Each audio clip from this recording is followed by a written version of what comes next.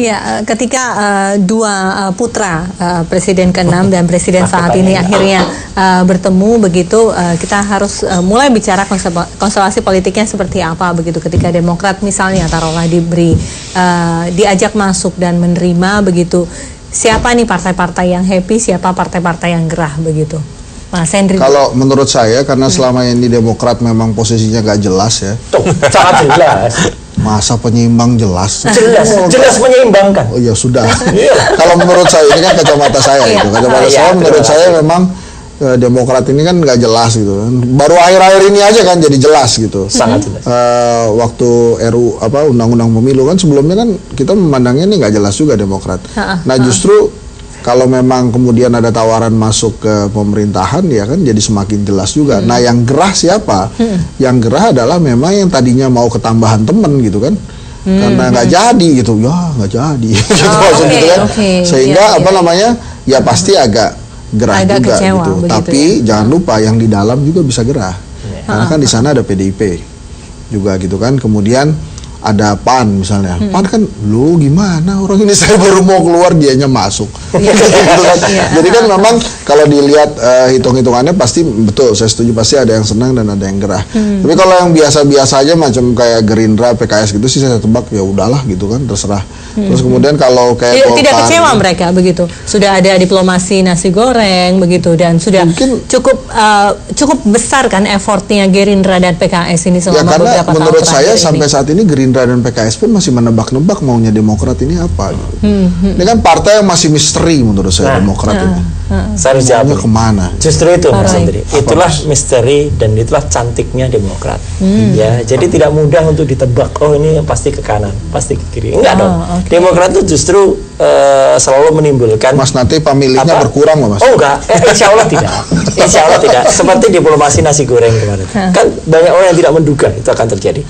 Dan pertemuan kemarin Mas Ahaye sowan ke Pak Jokowi ini harus dipandang sebagai sebuah penghormatan terhadap etika dan falsafah yang sangat luhur. Bagaimana seorang anak muda sowan, memang presiden kita adalah Pak Joko Widodo. Jadi artinya ya meskipun beliau itu anak presiden ke-6 ya 10 tahun, tapi beliau menempatkan posisinya sebagai seseorang yang biasa sowan ke istana dan kemudian diterima dengan sangat baik menurut saya, dan Pak Jokowi juga sangat smart mengajak atau katakanlah meskipun itu dengan telepon dan sebagainya, pilihlah itu nggak ada masalah, tapi kan kemarin jadi sebuah yang cair. Jadi kalau menurut saya ya saya sangat menikmati dalam tanda kutip ya gitu. Demokrat memang begini, sebagai penyeimbang itu harus bisa menyeimbangkan. Demokrat berusaha memainkan kartu truf.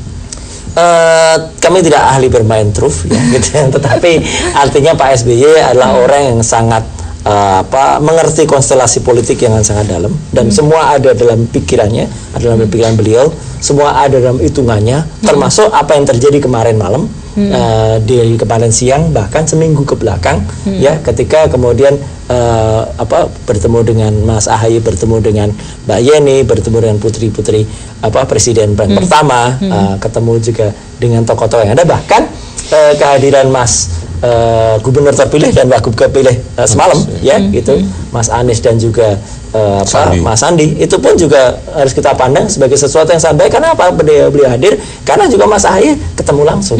Jadi menurut saya itulah bagaimana cara berpolitik, cara bermain catur yang kadang-kadang seperti kuda, tidak bisa ditebak. Kuda itu kan L langkahnya, kadang langkahnya ke sana, kadang bisa ke sini, kadang dia bisa mengancam raja dan mengancam ratu, kadang dia bisa skakster, kadang dia bisa skaketeng. Pokoknya mau-maunya sendiri deh. Mau-maunya sendiri, tapi sudah ada pemikirannya Mas. Ingin bermain cantik begitu, yang kita biasa Mas Henry, yang kita biasa tahu yang bermain cantik begitu, yang belum apa-apa, partai bahkan PDIP pun belum menyuarakan akan mendukung atau menjadikan Presiden Jokowi di 2019 Golkar begitu. Apakah ini akan selevel dengan Golkar? Dan daya tawarnya juga akan sekuat Golkar? Sampai saat ini saya nggak pernah menilai kayak gitu. Maksud saya gini, Demokrat itu susah jadi nomor 2, ya nggak? Kalaupun nanti Mas Ahaye akhirnya jadi wakilnya Pak Jokowi itu beda lagi ceritanya. Tapi nggak saat ini maunya Demokrat itu kan selalu yang nomor 1 gitu. Ya kecap aja kan selalu harus nomor 1. Jadi harus orang terus berkeinginan ke maksud depan saya lah. begini, Gitu. Demokrat nggak akan buru-buru untuk mendeklarasikan Nah, itu setuju. mencalonkan Jokowi gitu ya. Yang seru ini kan PKB sebetulnya. Di saat partai-partai lain mendukung Jokowi 2019, dia ngancem nggak gua dukung gitu. 2019. Itu beda lagi seperti itu ya. Itu PKB begitu. Tapi begini, kalau menurut saya memang masyarakat Indonesia juga mesti mewaspadai juga langkah Demokrat gitu ya. Atau setidak-tidaknya kita mempelajari lah, kalau kata mewaspadai terlalu. Mempelajari itu artinya Demokrat ini kan memang sesuai lah seperti Pak SBY dulu. Kalau terlalu banyak mikir gitu ya, jadi orang ngecapnya tuh ragu-ragu. Ini kan juga begitu, banyak mikir sehingga cermat kan. Nah itu dia, Demokrat maunya begitu, cermat buat dia. Iya, itu untuk buat bangsa, buat bangsa Indonesia. Oke. Maksudnya gitu. Istana pun juga pasti ya lama-lama Pak Eka juga dengan teman juga akan mengerti dan berpikir meskipun ya dalam dia nulis juga Jokowi gitu ya. Tapi itu pun juga pasti ada hitungannya, cermat, dan kemudian pasti strateginya juga terukur. Tapi Mas Eko kemarin kenapa, boleh nanya ya? Kenapa, apa sih sebenarnya yang melandasi Pak Jokowi menerima AHY gitu kan, bisa deputi 4 kan sebelumnya.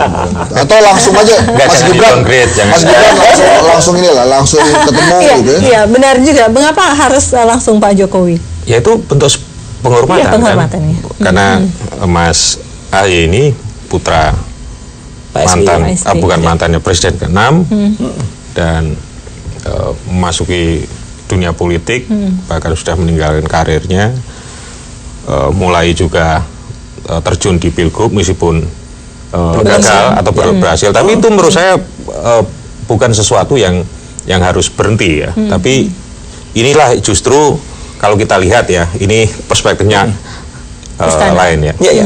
Kalau saya melihat bahwa memang ini mulai dilepas ya, datang sendiri itu bukan mungkin juga berkat kayak dorongan Mas Suryo juga sudah mulai di kalau dalam kita kan bahasa Jawa itu mulai disapih lah supaya mereka.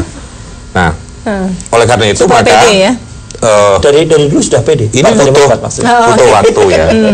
Untuk bertemu dengan tokoh-tokoh politik ya, kemudian juga mendirikan Yudhoyono Institute. Ini saya kira satu terobosan ya, untuk supaya, karena politik ini kan panggung. Kalau nggak ada panggung, orang bisa hilang gitu. Nah inilah panggung ini mulai diciptakan gitu.